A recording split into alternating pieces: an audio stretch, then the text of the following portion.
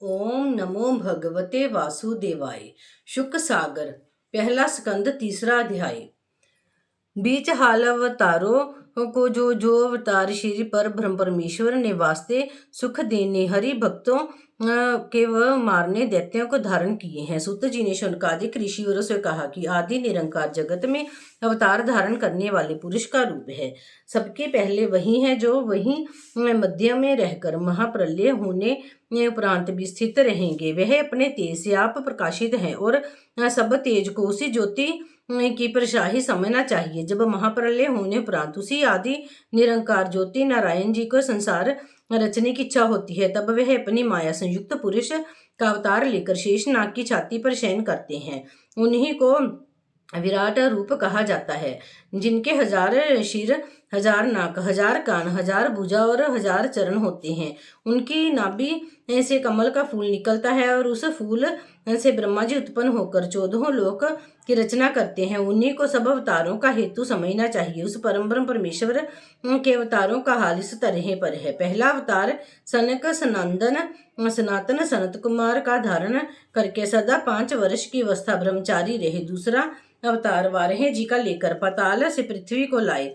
तीसरा अवतार यज्ञ पुरुष का चतुर्भुज धारण करके सब राजाओं को यज्ञ करने की राह बतलाकर कृतार्थ किया। चौथा है ग्रीव अवतार, श्री आदमी का व शिर घोड़े का धारण करके ब्रह्मा को वेद पढ़ाया। पांचवा अवतार नर नारायण का लेकर बद्री केदार में संसारी जीवों को तपस्या करने के वास्ते तप करते हैं। छठा अवतार कपिल देव मुनि का धरकर सांख्य योग ज्ञान अपनी माता को उपदेश किया। सातवां अवतार दत्तात्रेय जी का अत्रि मुनि से हुआ, जिसने राजा अलकर और प्रहलाद को वेदांत पढ़ाया। आठवां अवतार ऋषभ देव जी का चित्र देवी नाम इंद्र की कन्या से प्रकट होकर जड़ चर्च दिलाया और उनके बेटे जैन देव ने सर्वागियों का धर्म संसार में फैलाया। नवा अवतार राजा पृथु का वेणु के शरीर मथने से उत्पन्न हुआ, जिसने गौ रूपी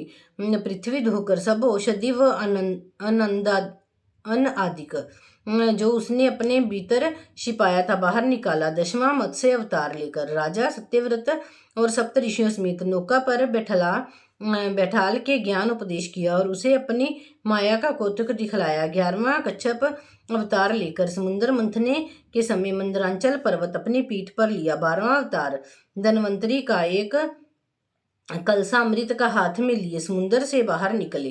13वां अवतार मोहिनी मूर्ति का धरकर दैत्यों को अपनी सुंदरता पर मोहित किया और अमृत का कलश उनसे लेकर वह अमृत देवताओं को पिलाया। 14वां अवतार नरसिंह जी का लेकर हिरण्यकश्यप दैत्यों को मार के प्रहलाद को अपने भक्त की रक्षा की। 15वां वामन अवतारण धारण करके 3 पग पृथ्वी राजा बलि से दान लेकर देवताओं को दी। मांगने से मनुष्य छोटा हो जाता है, इसी वास्ते परमेश्वर ने भी मांगने के समय अपना छोटा रूप बनाया था।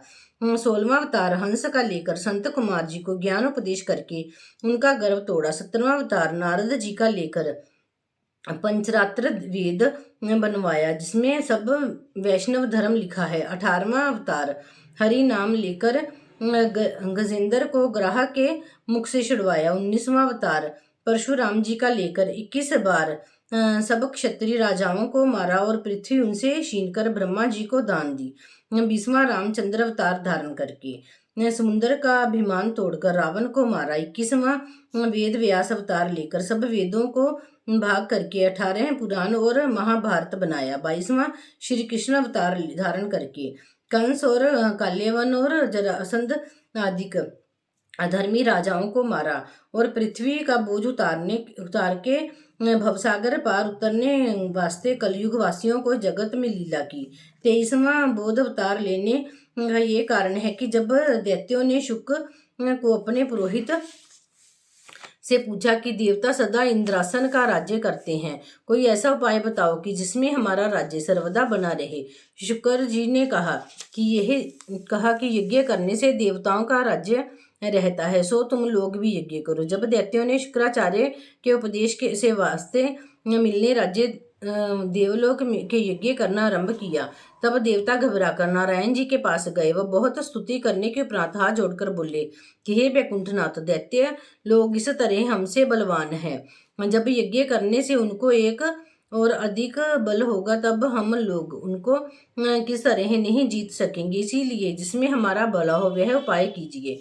ये वचन सुनते ही आदि पुरुष भगवान ने बौद्ध अवतार धारण करके सेवड़े का रूप बना लिया और मैला कपड़ा पहनरे के उपरांत चोरी रस्सी को हाथ में लेकर जहां दैत्य लोग यज्ञ करते थे वहां पर गए। दैत्यों ने उनको देखते ही सम्मान करके पूछा कि तुम्हारे हाथ में कौन वस्तु है। बुद्ध जी ने कहा कि जिस जगह मनुष्य बैठता है वहां छोटे जीव उसके नीचे दबकर मर जाते हैं, सो इस चोरी से जगह झाड़कर बैठना चाहिए। फिर दैत्य ने पूछा कि तुम्हारा कपड़ा किस वास्ते मैला है। बुद्ध जी ने कहा कि कपड़ा धोने से भी बहुत जीव मरते हैं। जब इस तरह की बातें सुनते ही दैत्यों को मोह प्राप्त होकर उनका मन यज्ञ करने से फिर गया। तब उन्होंने आपस में कहा कि यज्ञ करने से जीव हिंसा होगी तो यज्ञ करना हमारा निष्फल होकर उसमें और अधिक पाप होगा। यह बात समझकर दैत्यों ने परमेश्वर की इच्छा से यज्ञ करना बंद किया। तब उनके धर्म का बल जाता रहा और देवता लोग उनसे प्रबल हुए। कलयुग के अंत में 24वां कलंकी अवतार लेकर धर्म की वृद्धि व मलेश और अधर्मियों का नाश करेंगे। सो इन 24 अवतारों में श्री रामचंद्र जी और श्री कृष्ण जी का अवतार पूर्ण कला से है और संसारी जीवों को उद्धार करने के वास्ते यह सब अवतार नारायण जी ने धारण किए हैं। संसार में जितने ऋषिवर और मुनि और देवता व मनुष्य जीवधारी व जड़ व चैतन्य हैं, सब में उन्हीं परब्रह्म परमेश्वर का प्रकाश समझना चाहिए। इसीलिए कोई उनके अवतारों की गिनती नहीं कर सकता। परमेश्वर अपनी माया से जगत को उत्पन्न करते हैं परंतु उसके बस नहीं होते। इसीलिए संसारी जीवों को दुखी होने से कुछ दुख उनको नहीं पहुंचता। नारायण जी की लीला और नाम व चरित्र को कोई नहीं जान सकता। वही मनुष्य उनको कुछ पहचानता है जो परमेश्वर का भजन में लीन रहकर उनके सिवा दूसरे को भरोसा नहीं रखता।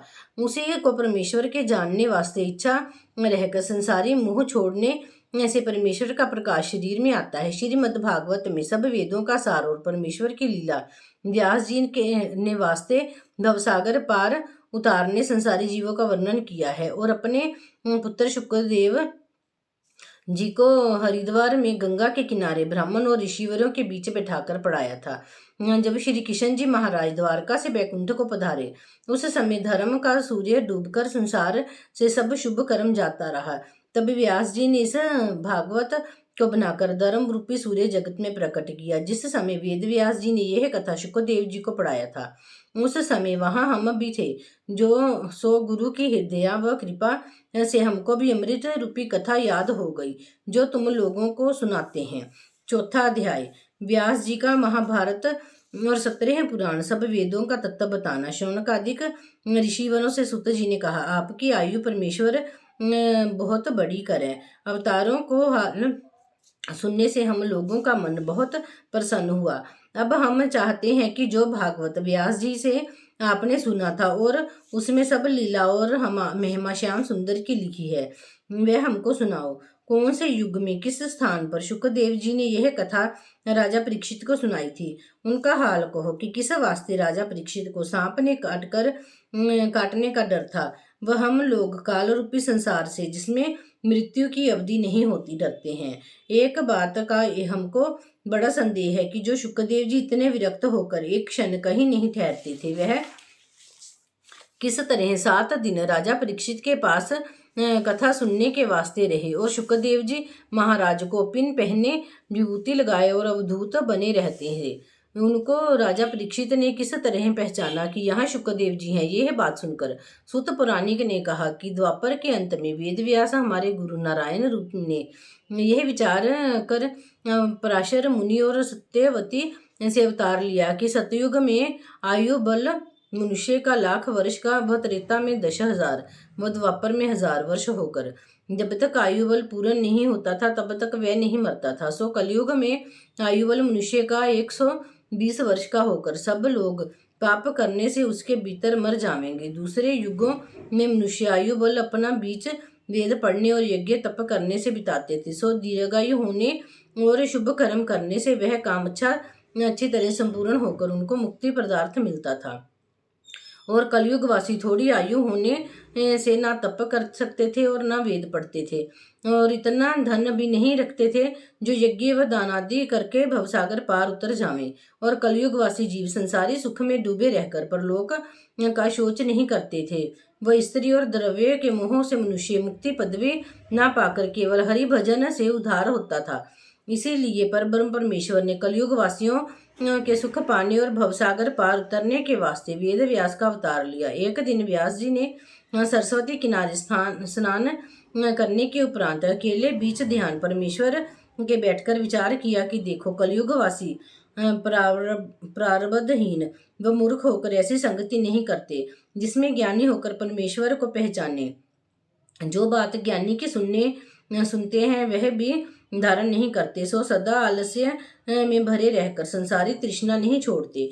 ये बात विचार कर हमारे गुरु ने ऋग्वेद और यजुर्वेद और सामवेद और अर्थवेद इस इच्छा से बनाया कि कदाचित संसारी मनुष्य थोड़ी आयु होने से सब वेद ना पढ़ सकें तो केवल एक वेद पढ़कर भवसागर पार उतर जामे। जब व्यास जी ने चारों वेद बनाकर शूद्र व स्त्री को वेद पढ़ना उचित नहीं जाना, तब उन्होंने उन चारों वेद का सार निकालकर महाभारत और 17 पुराण निर्माण किए, जिनका पढ़ना और समझना सहज होकर सब छोटे बड़े शूद्र व स्त्री आदि उसके सुनने से भवसागर पार उतर जावे। ऋग्वेद के बांचने वाले पैल ऋषिवर और सामवेद के पढ़ने वाले जैमिनी ऋषिवर और यजुर्वेद के बांचने वाले वैशंपायन और अर्थवेद को पढ़ने वाले अंगिरा ऋषिवर हुए हैं। और महाभारत पुराण को रोमहर्षण मेरे पिता ने पढ़ा है। इन ऋषिवरों ने अपने अपने चोलों में जो वेद पढ़ाया था वही वेद की शाखा समझना चाहिए। महाभारत पुराण 1 लाख श्लोक का पढ़ना और सुनना बड़ा पुण्य है। महाभारत और 17 पुराण बनाने पर भी व्यास जी के मन का बोध ना होकर ऐसा विचार में आता था कि अभी हमको और बनाना चाहिए, और कोई बात पक्की नहीं ठहरती थी। और अब हम कौन ऐसी कथा बनावें जिसमें हमारे मन का धैर्य न हो। इसी चिंता में व्यास जी सरस्वती के किनारे बैठे विचार कर रहे थे कि नारद जी बीन बजाते और हरिगुण गाते हुए वहां आए। सो व्यास जी ने नारद मुनि को बड़े आदर भाव से बैठलाया। बोलो श्री कृष्ण भगवान की जय।